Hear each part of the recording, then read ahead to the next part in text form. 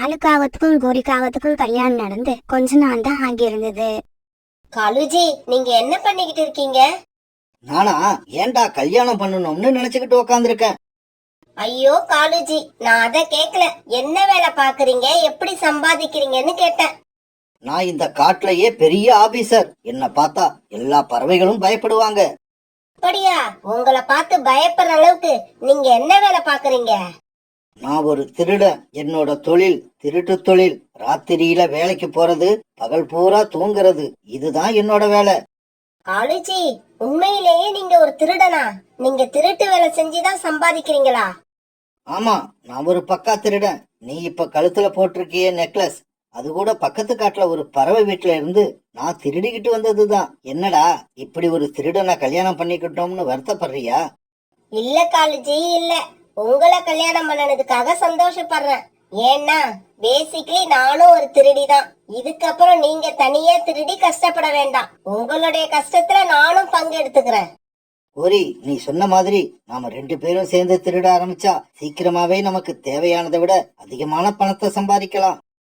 பிறகு ஒரு நாள் காலையில காலுக்காகவும் கோரிக்காகவும் ஒரு பெரிய மரத்தோட உச்சியில உட்கார்ந்துருந்தாங்க. இப்படி உட்கார்ந்திருந்த இவங்க அங்க உள்ள ஆட்டோ ஸ்டாண்டுக்கு புதுசா வர பறவைகளை கண்காணிச்சுக்கிட்டு இருந்தாங்க. அப்ப அங்க வந்த ஒரு ஆட்டோவுல இருந்து ராக்கி கிளி கீழே இறங்குச்சு. அப்ப ராக்கி கிளி கையில ஒரு பெரிய சூட்கேஸ் வச்சிருந்தது. காலுஜி, இந்த கிளி யாரு? பாக்கறதுக்கு பணக்கார கிளி மாதிரி தெரியுது. கோரி, இந்த கிளியோட பேர் ராக்கி. நம்ம வீட்டுக்கும் பக்கத்துலதான் குடியிருக்கு. அப்புறம் இது ரொம்ப நாளா வெளிநாட்டுல வேலை செஞ்சுட்டு இப்பதான் நம்ம காட்டுக்கு திரும்பி வந்திருக்கு. அப்படின்னா கண்டிப்பா அது வச்சிருக்கிற சூட்கேஸ்ல நிறைய பணம் இருக்கும்னு சொல்லுங்க. அதுல சந்தேகமே வேண்டாம். ராக்கி கிளியோட இத்தனை வருஷ உழைப்புக்கான பலன் அந்த சூட்கேஸ்குள்ளதான் இருக்கணும். அப்படின்னா நாம அது கிட்ட போய் நல்லவங்க மாதிரி நடிக்கணும். அப்பதான் அந்த சூட்கேஸ பத்தின விவரங்களை தெரிஞ்சுக்கலாம். ராக்கி, வெளிநாட்டுல இருந்து இப்பதான் வரியா? சரி சரி, அந்த சூட்கேஸை இப்படி கொடு. உங்க வீடு வரைக்கும் அதை நான் தூக்கிக்கிட்டு வரேன். காலு, உங்களுக்கு ஏன் வீண் சிரமம்? நானே எடுத்துக்கிட்டு வரேன். ராக்கி தம்பி, நீங்க ஏற்கனவே பயணம் செஞ்சு களைச்சி போய் இருப்பீங்க. அதனால நீங்க கைய வீசிக்கிட்டு வாங்க. இந்த சூட்கேஸ நான் தூக்கிக்கிட்டு வரேன். இப்படி சொன்ன கோரிக்காகவும் சூட்கேஸ் எடுத்துட்டு முன்னால பறந்து போக ராக்கி கிளியும் காலுக்காகவும் பின்னால பறந்து போனாங்க. பிறகு எல்லாரும் ராக்கி கிளியோட வீட்டுக்கு வந்து சேர்ந்தாங்க. காலு, நீங்களும் உன்னோட மனைவியும் நான் சொல்லாமலேயே எனக்கு வந்து உதவி பண்ணுனீங்க. உங்களுக்கு எப்படி நன்றி சொல்றதுன்னே தெரியல. நன்றி எல்லாம் எங்களுக்கு தேவையில்லை ராக்கி தம்பி. ஆமா, இந்த சூட்கேஸ்ல அப்படி என்னதான் இருக்கு? என்னால தூக்கவே முடியல. ரொம்ப வெயிட்டா இருந்தது. அதுவா, 5 வருஷமா நான் சம்பாரிச்ச பணம் எல்லாம் இந்த சூட்கேஸ்ல தான் பணமாவும் நகையாவும் இருக்கு. ஆமா, இவ்வளவு பணத்தை வச்சு நீ என்ன பண்ண போற? இந்த வீட்டை இடிச்சிட்டு ஒரு பெரிய வீடு கட்ட போறேன். வீடு கட்டினதுக்கு அப்புறம் கல்யாணம் பண்ணிக்க போறேன். ராக்கி, அப்படின்னா உனக்கு கல்யாணம் ஆகிற வரைக்கும் இந்த பணம் திருட்டு போகாம இருக்கணும்னு கடவுளை வேண்டிக்க. என்ன திடீர்னு இப்படி சொல்றீங்க? அதாவது ராக்கி, இப்ப நம்ம காட்டுல திருட்டு பயம் ரொம்ப அதிகமாயிருக்கு. அதனால நீ என்ன பண்ற, இந்த சூட்கேஸ உன்னோட கூட்டுக்கு அடியில பத்திரமா ஒளிச்சு வச்சிரு. ஏன்னா நாங்க கூட எங்க கிட்ட உள்ள பணத்தை எல்லாம் அப்படிதான் ஒளிச்சு வைக்கிறோம். இப்படி சொல்லிட்டு காலுக்காகவும் கோரிக்காகவும் அங்கிருந்து பறந்து போயிட்டாங்க. பிறகு வீட்டுக்குள்ள போன ராக்கி கிளி காங்கள் சொன்ன மாதிரியே கூட்டுக்கு அடியில தன்னுடைய சூட்கேஸ ஒளிச்சு வச்சது. அப்பாடா, இனிமே எந்த கவலையும் இல்ல. என்னோட சூட்கேஸ் இந்த கூட்டுக்குள்ள இருக்கும்னு யாரும் நினைக்க மாட்டாங்க. பிறகு ராத்திரி ஆச்சு. ரொம்ப தூரம் பயணம் பண்ணி வந்த களைப்புல ராக்கி கிளி நல்லா தூங்கிக்கிட்டு இருந்தது. ஆனா காலுக்காகவும் கோரிக்காகவும் இன்னும் தூங்காம முழிச்சுக்கிட்டு இருந்தாங்க. காலுஜி, கிளம்புங்க. அந்த ராக்கி நேரம் கண்டிப்பா தூங்கி இருக்கும். கோரி, அந்த ராக்கிய சாதாரணமா நினைச்சிடாத. சின்ன சத்தம் கேட்டாலும் போதும், உடனே எழுந்திருச்சிடும். காலுஜி, கவலைப்படாம என் கூட வாங்க. இந்த மாதிரி பறவைகள் கிட்ட எப்படி திருடணும்னு எனக்கு தெரியும்.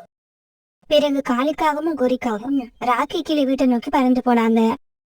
ராக்கி கிளி வீட்டுக்கு போன உடனே காலுக்காகவும் வீட்டுக்கு வெளியில உட்காந்து யாராவது வராங்களான்னு பார்க்க ஆரம்பிச்சது. கோரிக்காவும் ராக்கி கிளி வீட்டு ஜன்னல் வழியா வீட்டுக்குள்ள போச்சு. இப்படி போன கோரிக்காவும் ராக்கி கிளி வீட்டுல இருந்த கூட்டுக்கு அடியில சூட்கேஸ் இருக்கிறத பாத்துருச்சு. உடனே கூட்டுக்கு அடியில இருந்த அந்த சூட்கேஸ மேல எடுத்தது. பிறகு கோரிக்காவும் சூட்கேஸ் எடுத்துக்கிட்டு வெளியில கிளம்புற சமயம் பார்த்து ராக்கி கிளிக்கு முழிப்பு வந்துருச்சு. வீட்டுக்குள்ள யாரோ உக்காந்துருக்கத பார்த்த ராக்கி கிளி உடனே இப்படி கத்த ஆரம்பிச்சது.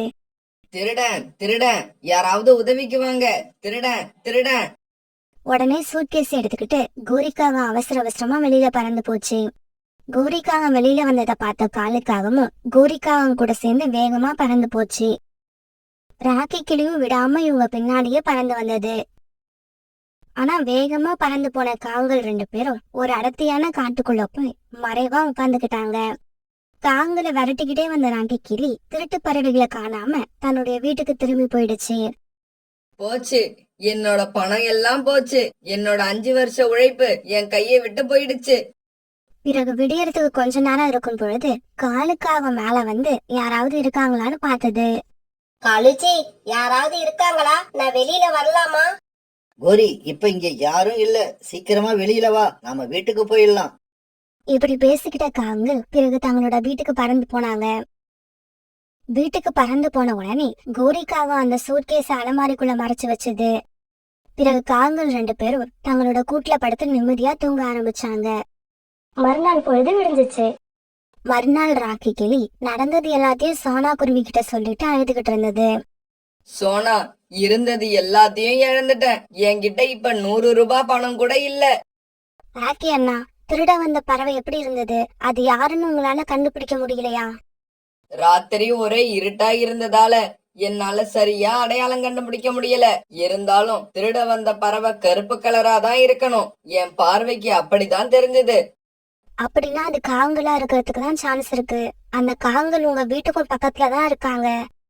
இல்ல இல்ல, கண்டிப்பா அவங்களா இருக்க முடியாது. ஏன்னா நான் நம்ம காட்டுக்கு வந்து இறங்கின உடனே நான் சொல்லாமலே அவங்களா வந்து என்னோட சூட்கேஸ வீடு வரைக்கும் தூக்கிக்கிட்டு வந்தாங்க. இப்படி உதவி செய்யறவங்களை எப்படி தப்பா நினைக்க முடியும்? என்னது, காங்கள் நேத்து உங்களோட சூட்கேஸ தூக்கிட்டு வந்தாங்களா? அப்படின்னா கண்டிப்பா அவங்கள தவிர வேற யாரும் சூட்கேஸ எடுத்திருக்க மாட்டாங்க. ராக்கி அண்ணா, நீங்க கவலைப்படாம இருங்க. அந்த காங்கள் கிட்ட இருந்து அந்த சூட்கேஸ எப்படி எடுக்கணும்னு எனக்கு தெரியும். இப்படி சொன்ன சனக்குருவி பிறகு வயதான குருவி மாதிரி மேக்கப் போட்டுக்கிட்டு காங்களோட வீட்டுக்கு ஒரு பேக் எடுத்துக்கிட்டு பறந்து போச்சு. இப்படி போன சனக்குருவி நேரா காங்களோட வீட்டுக்குள்ளேயே போயிடுச்சு. ஏய் பாட்டி, யார் நீ? கொஞ்சம் கூட மேனஸ் இல்லாம நீ பாட்டுக்கு வீட்டுக்குள்ள வந்துட்ட. வாங்களே, தயவு செய்து கோவப்படாதீங்க. என்ன 2-3 பறவைகள் விரட்டிட்டு வந்தாங்க. அதனால்தான் உங்க வீட்டுக்குள்ள அவசரமா வந்துட்டேன். விரட்டிக்கிட்டு வந்தாங்களா? எதுக்கு விரட்டிக்கிட்டு வந்தாங்க? இங்க பாருங்க, நான் உண்மையை சொல்றேன். தயவு செய்து என்ன போலீஸ்ல காட்டி கொடுத்துறாதீங்க. நான் ஒரு திருடி. இந்த பேக ஒரு பறவை கிட்ட இருந்து திருடிக்கிட்டு வரப்ப என்ன சில பறவைகள் துரத்த ஆரம்பிச்சுட்டாங்க. இல்லன்னா நான் உங்க வீட்டுக்குள்ள வந்திருக்க மாட்டேன். பாட்டி, நீ சரியான இடத்துக்கு தான் வந்திருக்க. ஆமாம் பாட்டி, நீ மட்டும் இல்ல, நாங்களும் திருட்டு தொழில் செய்யறவங்க தான். அப்படியா? ரொம்ப சந்தோஷம். அது சரி, முதல்ல இந்த பேக கொண்டு போய் எங்கேயாவது ஒளிச்சு வைங்க. காலேஜி, இந்தாங்க, நம்ம ராக்கி கிளி வீட்ல இருந்து எடுத்துக்கிட்டு வந்த சூட்கேஸ வச்சிருக்கோம்ல, அந்த அலமாரியில இந்த பேக்கையும் வைங்க. பிறகு காலுக்காக சானாக்குருவியோட பேக தூக்கிட்டு போய் ராக்கி கிளியோட சூட்கேஸ் இருக்கிற அலமாரியில வச்சது. காதுங்களே, ராக்கி கிளியோட சூட்கேஸ இந்த அலமாரியில தான் வச்சிருக்கீங்களா? நாளைக்கு காலையில இந்த சூட்கேஸ் உங்க வீட்டுல இருக்காது. அது எங்க இருக்கணுமோ அங்க இருக்கும். பிறகு இரவு உணவு சாப்பிட்ட எல்லாரும் படுத்து தூங்குனாங்க. காகங்கள் 2 பேரும் நல்லா தூங்குனதுக்கு அப்புறமும் சோனா குருவி தூங்கவே இல்ல, கண் வீழ்ச்சிக்கிட்டே படுத்திருந்தது. பிறகு நடுராத்திரியில சோனா குருவி அலமாரிக்குள்ள இருந்த ராக்கி கிளியோட சூட்கேஸ வெளியே எடுத்தது. பிறகு அந்த சூட்கேஸ தூக்கிட்டு வெளியில பறந்து போயிடுச்சு. மறுநாள் பொழுது விடிஞ்சிச்சு. காலையில கண் வச்ச காகங்கள் 2 பேரும் வயதான குருவி கூட்டுல இல்லாத கவனிச்சாங்க. கோரி, நம்ம வீட்டுல படுத்திருந்த அந்த வயசான குருவிய காணோம். அந்த குருவி எக்கேடு கெட்டு போனா நமக்கு என்ன? அது கொண்டு வந்த பேக் நம்ம அலமாரியில இருக்கா இல்லையா? அத முதல்ல பாருங்க. பிறகு அலமாரிய திறந்து பார்த்த காலுக்காகவும் இப்படி கத்த ஆரம்பிச்சது. கோரி, அந்த ஆயா கொண்டு வந்த பேக் நம்ம அலமாரியில தான் இருக்கு. ஆனா ராக்கி கிளி கிட்ட இருந்து நாம அடிச்ச அந்த சூட்கேஸ தான் காணோம். பிறகு காகங்கள் 2 பேரும் வயதான குருவி எடுத்துட்டு வந்த பேக பிரிச்சு பார்த்தாங்க. பாவம் காகங்கள், அந்த வயதான குருவி எடுத்துட்டு வந்த பேக்ல மாட்டு சாணங்கள் தான் இருந்தது. அத பார்த்து காலிக்காகவும் குறிக்காகவும் ரொம்ப ஏமாந்து போயிட்டாங்க. கோரி, நாம ஏமாந்துட்டோம். அந்த வயசான குருவி நம்மள நல்லா ஏமாத்திட்டு போயிடுச்சு. இல்ல, இந்த கோரி ஏமாற மாட்டா. இப்பவே போலீஸ் ஸ்டேஷன் போய் அந்த வயதான குருவி மேல கம்ப்ளைண்ட் கொடுக்க போறேன். இவங்க இப்படி பேசிக்கிட்டு இருக்கும்போது போலீஸ் வேன் வர சத்தம் கேட்டது. கோரி, நீ போலீஸ் ஸ்டேஷன் போக வேண்டிய அவசியம் இல்ல. போலீஸே நம்மள தேடி இங்க வந்துருச்சு. பிறகு சோனா குருவி, ராக்கி கிளி, போலீஸ் இவங்க எல்லாரும் வீட்டுக்குள்ள வந்தாங்க. போலீஸ பார்த்த காங்கள் 2 பேரும் அழ ஆரம்பிச்சாங்க. அப்புறம் போலீஸ் 2 காங்களையும் கைது பண்ணி போலீஸ் வேன்ல அழைச்சுக்கிட்டு போயிட்டாங்க. பிறகு ராக்கி கிளி சோனா குருவிக்கு நன்றி சொல்லிட்டு பணம் இருந்த சூட்கேஸை எடுத்துக்கிட்டு தன்னோட வீட்டுக்கு பறந்து போச்சு. விசாலாட்சி அம்மா, எங்க அம்மா வீட்டுக்கு பக்கத்துல ஒரு குருவி குடும்பம் இருக்கு. அவங்களுக்கு ஒரே பொண்ணு. அந்த பொண்ணு ரொம்ப அழகா இருக்கும். ஆனா அவங்க குடும்பம் கொஞ்சம் ஏழை குடும்பம். நீங்க ஓகே சொன்னீங்கன்னா நான் உங்க பையன் ராணாவுக்கு அந்த பொண்ணை பேசி முடிப்பேன். என்னது, ஏழை குடும்பமா? நான் என் பையனுக்கு பொண்ணு தான் தேடுறேன். என் வீட்டுக்கு வேலைக்காரிய தேடல. அதுவும் இல்லாம என்னோட அண்ணனுக்கு ஒரே பொண்ணு இருக்கா. என் அண்ணன் குடும்பம் நல்ல பணக்கார குடும்பம். அதனால நான் என்னோட பையனுக்கு என் அண்ணன் பொண்ணையே கல்யாணம் பண்ண போறேன். என் அண்ணன் பொண்ணு கூட ரொம்ப அழகா இருப்பா. அம்மா, நான் சொல்ற பொண்ணு அழகா மட்டும் இருக்க மாட்டா. வீட்டு வேலை எல்லாத்தையும் ரொம்பவும் நேர்த்தியா பண்ணி முடிப்பா. கோரி, என்னோட அண்ணி கூட தன்னோட பொண்ணுக்கு எல்லா வேலையும் செய்ய கத்து கொடுத்திருக்காங்க. தயவு செய்து என் பையனுக்கு யாரும் பொண்ணு பார்க்க வேண்டாம். அவனுக்கு ஏற்கனவே பொண்ணு ரெடியா இருக்கு. இப்படி ராணாவோட அம்மாவும் கோரிக்காகவும் பேசிக்கிட்டு இருக்கப்ப ராணா வீட்டுக்குள்ள வந்துச்சு. இன்னைக்கு ராணா குருவி தனியா வரல, அது கூட இன்னும் ஒரு பெண் குருவி வந்துச்சு.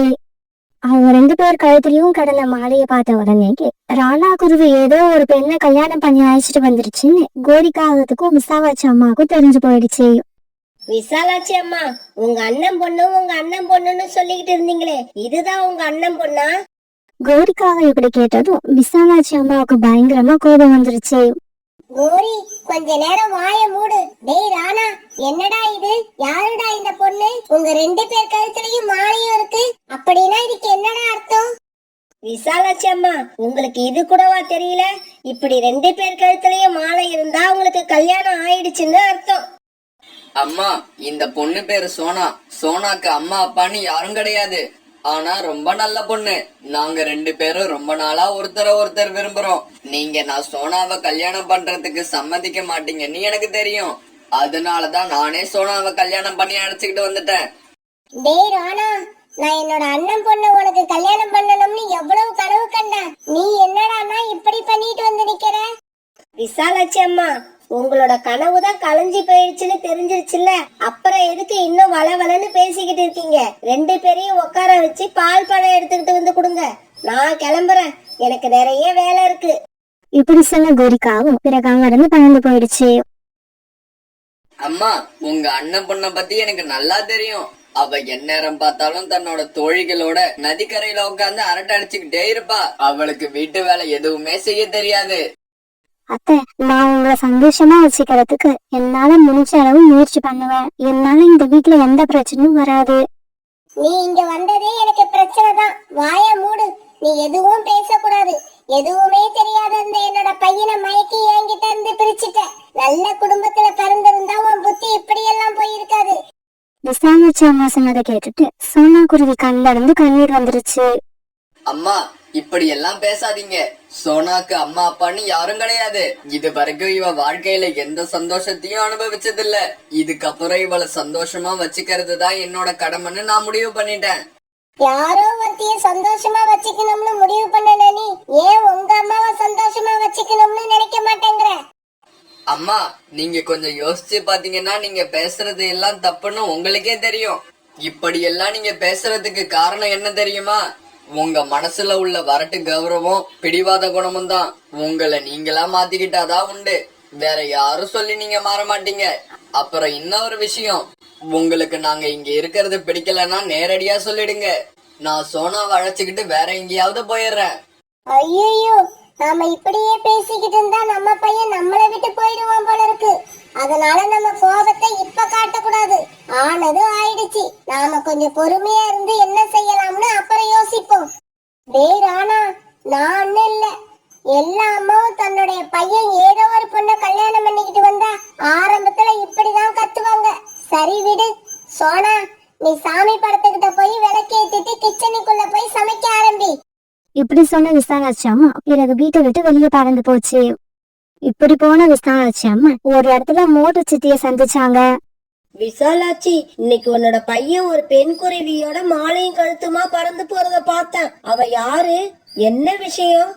இன்னைக்கு என்னோட பையன் ஊர் பேர் தெரியாத ஒரு பொண்ண கல்யாணம் பண்ணி அழைச்சுக்கிட்டு வந்துட்டான். அவன் தான் புத்தி கெட்டு போய் அழைச்சுக்கிட்டு வந்துட்டானா? நீங்க அவளை மருமகளா ஏத்துப்பீங்களா? உங்க அண்ணன் பொண்ணு அவனுக்கு கல்யாணம் பண்ணி வைக்கணும்னு எவ்வளவு கற்பனையில இருந்தீங்க. மோட்டு, எனக்கு என்ன பண்றதுன்னே தெரியலடி. ஆனா ஒண்ணு, இந்த சோனாவை நான் என்னைக்குமே மருமகளா ஏத்துக்க மாட்டேன். எனக்கு வர்ற ஆத்திரத்துல இந்த சோனாவை அப்படியே கொன்னு போட்டுடலாம் போல இருக்கு. சும்மா இப்படி வாயால சொல்லிக்கிட்டே இருக்காதீங்க. நீங்க இப்ப சொன்னதை செயல்ல காட்டுங்க. மோட்டு, என்னடி சொல்ற? கொஞ்சம் தெளிவா சொல்லு. நான் ரொம்ப தெளிவா சொன்னேன்னா நாளைக்கு ஏதாவது பிரச்சனைன்னா நீங்க என்ன மாட்டி விட்டுடுவீங்க. ஆமா, நீங்க என்ன சின்ன குழந்தையா? நம்ம மார்க்கெட்ல எத்தனையோ கடை இருக்கு. எல்லா கடையிலுமே எலியை கொல்றதுக்கு மருந்து வச்சிருக்காங்க. இதுக்கு மேல உங்களுக்கு நான் என்ன சொல்றதுன்னே எனக்கு புரியல. இப்படி சொல்ல மோட்டு சித்தி அங்க இருந்து பறந்து போயிடுச்சு. கிச்சனுக்குள்ள போய் சமைக்க ஆரம்பிச்ச சோனா குருவி அழுதுகிட்டே இருந்துச்சு. சோனா, தயவு செய்து அழாத. எங்க அம்மா ஏதோ ஆத்திரத்துல அப்படி பேசிட்டாங்களே தவிர அவங்க ரொம்பவும் நல்லவங்க. நீ வேணா பாரு, இன்னும் கொஞ்ச நாள்ல உன்னை நல்லா புரிஞ்சுக்கிட்டு உன் மேல பாசத்தை கொட்ட ஆரம்பிப்பாங்க. இப்படியே சில நாட்கள் நகர்ந்துச்சு. என்னங்க இன்னைக்கு வேலைக்கு கிளம்பலையா? மணி ஆயிடுச்சு, ஏந்திரிங்க. சோனா, இன்னைக்கு நான் வேலைக்கு போகல. நாம 2 பேரும் வெளியில போறோம். அப்படியா? உன்னை எங்க அழைச்சிட்டு போக போறீங்க? ஆமா, கொல்லிமலைக்கும் பக்கத்துல இருக்க அருவிக்கு நீ போயிருக்கியா? இல்லைங்க, அங்க நான் போனதில்ல. ஆனா அந்த அருவி ரொம்பவும் அழகா இருக்கும்னு கேள்விப்பட்டிருக்கேன். இன்னைக்கு நாம 2 பேரும் அங்கதான் போக போறோம். என்னங்க, நாம அங்க போற விஷயத்த அம்மா கிட்ட சொல்லிட்டீங்களா? இல்ல, இனிமேதான் சொல்லணும். ஆமா, அம்மா எங்க? தெரியலங்க. அம்மா நான் எழுந்திரிச்சாப்பவே வீட்டுல இல்ல. அதுக்கு முன்னாடியே கிளம்பி எங்கேயோ போயிட்டாங்க. சரி வா, நாம கிளம்புவோம். வழியில பார்த்தா அம்மா கிட்ட சொல்லிக்கலாம். ஒருவேளை வழியில பாக்கணும்னா என்ன பண்றது? அத்தை கிட்ட சொல்லாம போனா அவங்களுக்கு கோபம் வரும். சோனா, அத நான் பாத்துக்கிறேன், நீ கிளம்பு. பிறகு இப்படி பேசிக்கிட்ட ராணா குருவியும் சோனா குருவியும் கொல்லிமலையை நோக்கி பறந்து போனாங்க. ராணா குருவியும் சோனா குருவியும் வேகமா பறந்து போனதால சீக்கிரமாவே அந்த அருவிக்கரைக்கு போய் சேர்ந்துட்டாங்க. என்னங்க, நான் நினைச்சதை விட இந்த அருவி ரொம்பவும் அழகா இருக்கு. நான் உன்னை இந்த அருவிக்கரைக்கு அழைச்சுக்கிட்டு வரணும்னு ரொம்ப நாளா நினைச்சுக்கிட்டு இருந்தேன். இன்னைக்குதான் அதுக்கான சந்தர்ப்பம் கிடைச்சது. இந்த மாதிரி ராணா குருவியும் சோனா குருவியும் அந்த அருவிக்கரையில வீசின குளுமையான காத்த அனுபவிச்சுக்கிட்டு நிறைய நேரம் மனசு விட்டு பேசிக்கிட்டு இருந்தாங்க. காலையிலேயே வீட்டை விட்டு கிளம்பின விசாலாட்சி அம்மா ஒரு மரக்கிளையில உட்காந்து ரொம்பவும் தீவிரமா யோசிச்சுக்கிட்டு இருந்தாங்க. இப்படி யோசிச்சுக்கிட்டே இருந்தா எதுவும் நடக்காது. நாம செயல்ல இறங்கினாதான் நாம நினைச்சது நடக்கும். இப்படி யோசிச்ச விசாலாட்சி அம்மா பிறகு மார்க்கெட்டை நோக்கி பறந்து போனாங்க. சாகர், எனக்கு ஒரு டப்பா எலி மருந்து கொடு. விசாலாட்சி அம்மா, இந்த காட்டுலயே எலி தொல்லை இல்லாத வீடு உங்க வீடு தானே கேள்விப்பட்டிருக்கேன். இப்ப நீங்களே எலி மருந்து வாங்குறீங்க. அப்படின்னா உங்க வீட்டுக்கும் எலி வந்துருச்சா?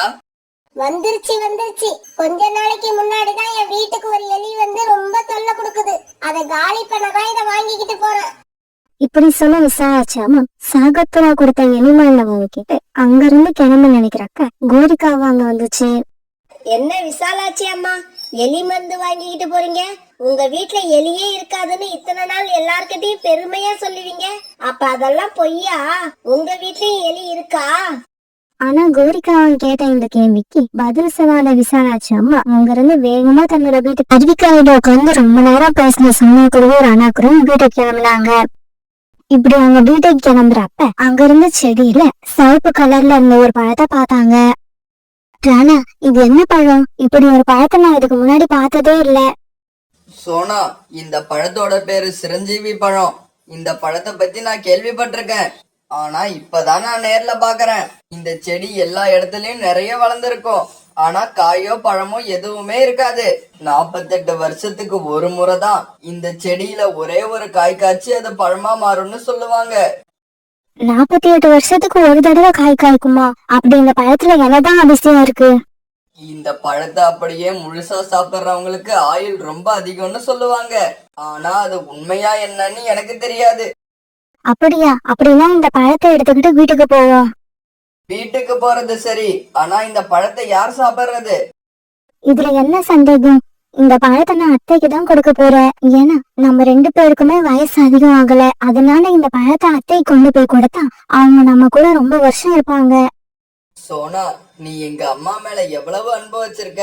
இப்படிப்பட்ட ஒன்ன அவங்க என்னைக்குதான் புரிஞ்சுக்க போறாங்களோ தெரியல. என்னங்க, இந்த பழத்தோட சக்திய பத்தி நாம அத்தை கிட்ட முதல்லயே சொல்லிட்டா அவங்க இத சாப்பிட மாட்டாங்க, உங்களை சாப்பிட சொல்லுவாங்க. அதனால இந்த பழத்தை அவங்கள சாப்பிட வச்சுட்டு அதுக்கப்புறமா அதோட சக்திய பத்தி சொல்லுவோம்.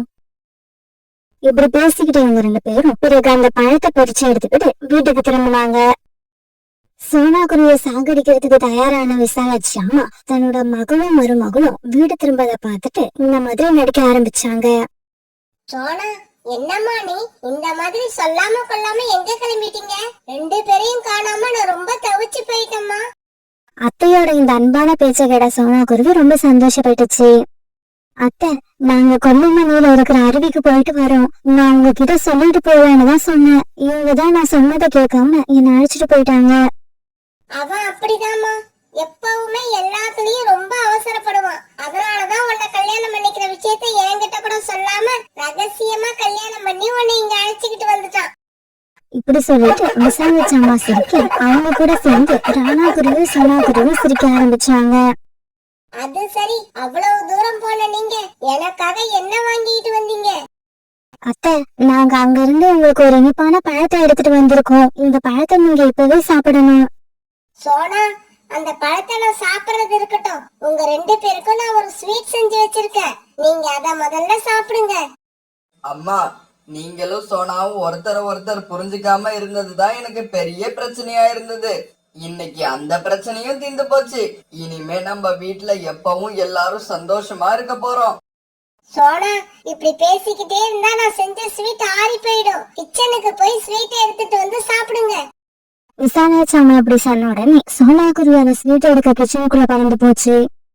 டேய் ராணா, உனக்கு நெய் அதிகமா ஊத்தி செஞ்சாதான் பிடிக்கும்னு எனக்கு தெரியும். அதனால இதுல நெய் அதிகமா ஊத்தி செஞ்சிருக்கேன். இத நீ சாப்பிடு. கிச்சன்ல இருக்கிற ஸ்வீட்டை சோனா சாப்பிடட்டும். நான் கொஞ்சம் வெளியில போயிட்டு வந்துடுறேன். இப்படி சொன்ன விசாலாட்சி அம்மா ஒரு பிளேட்ல இருந்த ஸ்வீட்டை ராணா குருவி கிட்ட எடுத்து கொடுத்துச்சு. ராணா, அப்புறம் ஒரு விஷயம், இந்த ஸ்வீட்டை மட்டும் சாப்பிடு. கிச்சன்ல உள்ள ஸ்வீட்டை நீ சாப்பிட வேண்டாம். சரிம்மா, நீங்க எனக்காக ஆசையா செஞ்சிருக்கப்ப அதை நான் சாப்பிடாம இருப்பனா? ராணா குருவி இப்படி சொன்ன உடனே விசாலாட்சி அம்மா அங்க இருந்து பறந்து போனாங்க.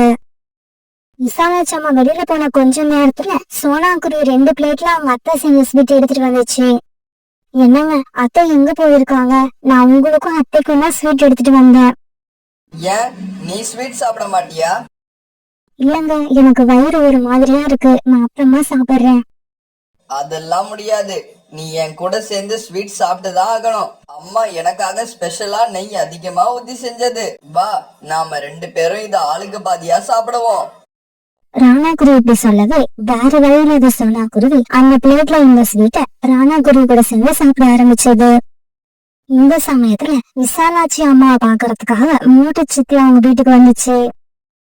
டேய் ராணா, உங்க அம்மா எங்க? நான் அவங்கள பார்க்கதான் வந்தேன். ஆமா, இதுதான் உன்னோட மனைவியா? ஆமா சித்தி, இதுதான் என்னோட மனைவி. இவ பேரு சோனா. அம்மா எங்கேயோ வெளியில போயிருக்காங்க. இப்ப வந்துருவாங்க. நீங்க வெயிட் பண்ணுங்க. ஆண்டி, நீங்க முதல்ல எங்க வீட்டுக்கு வந்திருக்கீங்க. இந்தாங்க இந்த ஸ்வீட்டை சாப்பிடுங்க. ஆமா, 3 பிளேட்ல ஸ்வீட்டை வச்சுக்கிட்டு எதுக்காக நீங்க 2 பேரும் ஒரே தட்டுல சாப்பிடுறீங்க? சரி சரி, கல்யாணம் ஆன புதுசு இப்படிதான் இருப்பீங்க. நான் என் வேலைய பாக்குறேன். இப்படி சொன்ன மூட்டை சித்தி பிறகு அந்த ஸ்வீட்டை சாப்பிட ஆரம்பிச்சது. இப்படி சாப்பிட ஆரம்பிச்ச மூட்டை சித்தி சீக்கிரமாவே ஒரு பிளேட்டை காலி பண்ணிடுச்சு. ஸ்வீட் ரொம்ப பிரமாதமா இருக்கு. இந்த பிளேட்டையும் நான் எடுத்து சாப்பிடலாமா? தாராளமா சாப்பிடுங்க. இன்னும் வேணும்னா கூட எடுத்துட்டு வரேன். சோனா இப்படி சொல்ல மூட்டை சித்தி அடுத்த பிளேட்ல இருந்த ஸ்வீட்டையும் சாப்பிட ஆரம்பிச்சது. அடுத்த பிளேட்ல இருந்த ஸ்வீட்டை சாப்பிட ஆரம்பிச்ச மூட்டை சித்தி திடீர்னு இப்படி கத்த ஆரம்பிச்சது. ஐயோ, எரியுதே, என்னோட வயிறு எரியுதே.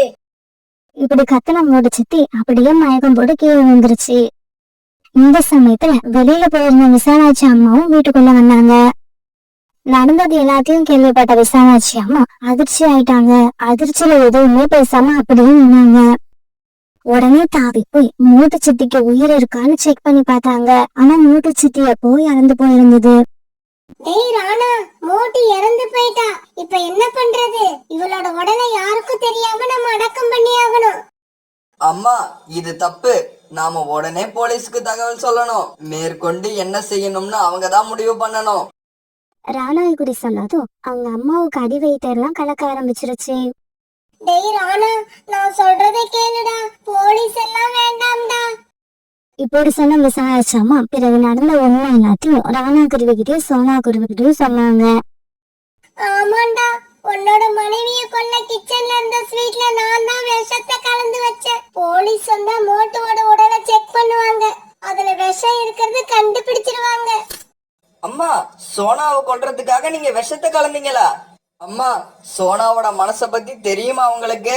நாங்க அருவியை சுத்தி பார்க்க போனப்ப அங்க ஆயுள் அதிகரிக்கிற அதிசய பழம் ஒண்ணு கிடைச்சது. அந்த பழத்தை கூட சோனா உங்ககிட்ட தான் கொண்டு வந்து கொடுத்தா. எதுக்காக தெரியுமா? நீங்க எங்க கூட ரொம்ப நாள் வாழணுங்கிற ஆசையில. ஆனா உங்க மனசுல இப்படி ஒரு கேவலமான எண்ணம் இருக்கிறது எங்களுக்கு தெரியாம போயிடுச்சு. டேய் ராணா, நீ சொல்றதெல்லாம் உண்மைதான். நான் சோனாவை பத்தி சரியா புரிஞ்சிக்காம அவளை வெறுத்தேன். அவளை கொல்லணும்னு கூட நினைச்சேன். அதனால இந்த தண்டனையை நான் கட்டாயம் அனுபவிச்சே ஆகணும். நீ போலீஸ கூப்பிடு. என்ன நடக்குதோ அதுவே நடக்கட்டும். அடுத்த சில மணி நேரங்கள்ல ராணாக்குடி வீட்டுக்கு வந்த போலீஸ் அவங்க வழக்கமா செய்ய வேண்டிய ஃபார்மாலிட்டியை எல்லாம் முடிச்சிட்டு கடைசியா உண்மையை தான் வாயாலேயே ஒத்துக்கிட்ட விசாலாட்சி அம்மாவை கைது பண்ணி ஸ்டேஷனுக்கு அழைச்சிட்டு போனாங்க. அம்மா, நீங்க உண்மையை ஒத்துக்கிட்டீங்க. அதனால உங்களுக்கு குறைஞ்சபட்ச தண்டனை தான் கிடைக்கும். கவலைப்படாதீங்க. நாம சந்தோஷமா வாழ வேண்டிய நாள் இன்னும் எவ்வளவோ இருக்கு. இதையெல்லாம் பார்த்துட்டு சோனாக்குடி மௌனமா அழுதுகிட்டே இருந்துச்சு. சோனா, என்ன மன்னிச்சிடுமா. இப்ப எனக்கு கிடைக்க போற தண்டனை மோட்டுவை கொன்னதுக்காக மட்டும் இல்ல. இவ்வளவு நல்ல மனசு கொண்ட உன்னை மருமகளா ஏத்துக்காம இருந்த பாரு, அதுக்கும் சேர்த்துதான் எனக்கு கிடைக்க போகுது. கவலைப்படாத. நான் ஜெயில இருந்து திரும்பி வரும்போது உனக்கு ஒரு நல்ல அத்தையா திரும்பி வருவேன். பிறகு ராணாக்குடியும் சோனாக்குடியும் அவங்க அத்தை போலீஸ் வேன்ல போறத கண்ணீர் விட்டு அழுதுகிட்டே பாத்துக்கிட்டு இருந்தாங்க.